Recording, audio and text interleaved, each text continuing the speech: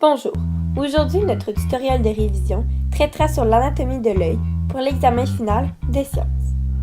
Donc premièrement, nous avons le cristallin qui est une lentille de forme allongée dont la courbe est variable.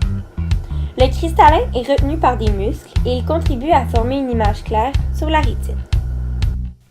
Deuxièmement, nous avons l'humeur aqueuse qui est un liquide transparent qui remplit l'espace entre la cornée et le cristallin et qui a comme fonction de dévier les rayons du soleil.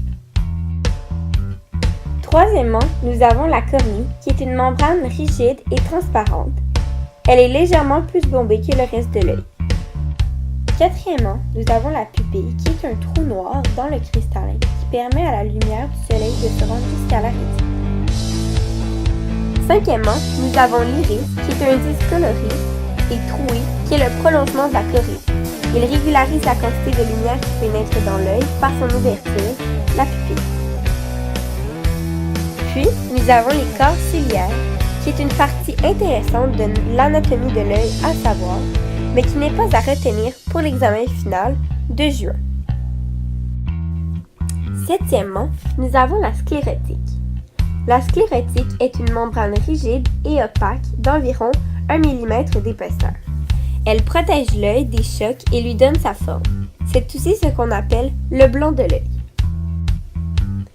Huitièmement, nous avons la membrane intermédiaire, noire et riche en vaisseaux sanguins, qui s'appelle la choroïde.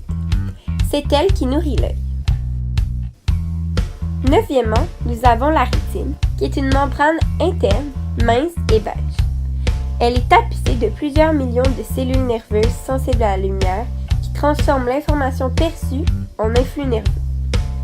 Dixièmement, nous avons la macula, aussi appelée tache jaune, qui est la zone de la rétine caractérisée par une concentration maximale de chrome. Onzièmement, nous avons le nerf optique, qui est un nerf reliant chaque globe oculaire, plus précisément au niveau de la rétine jusqu'au cerveau.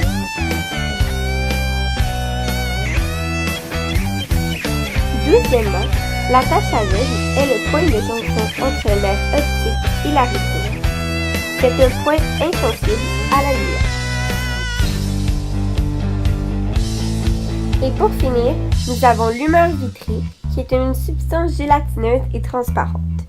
Elle remplit l'espace entre le cristallin et la rétine. Et maintenant, vous allez observer une petite vidéo sur l'intérieur de l'œil et ses muscles en 3D. J'espère que vous allez apprécier.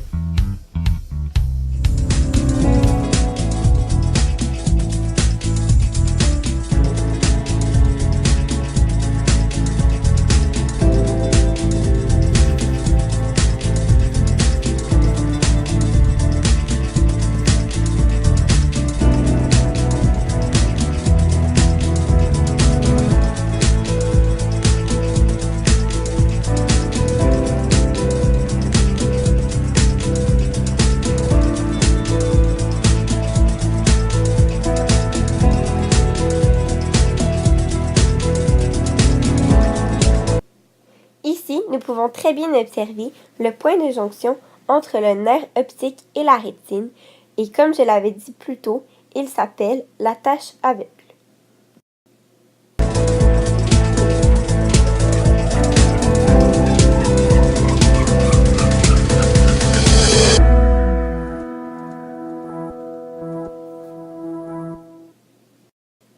Merci beaucoup pour votre écoute.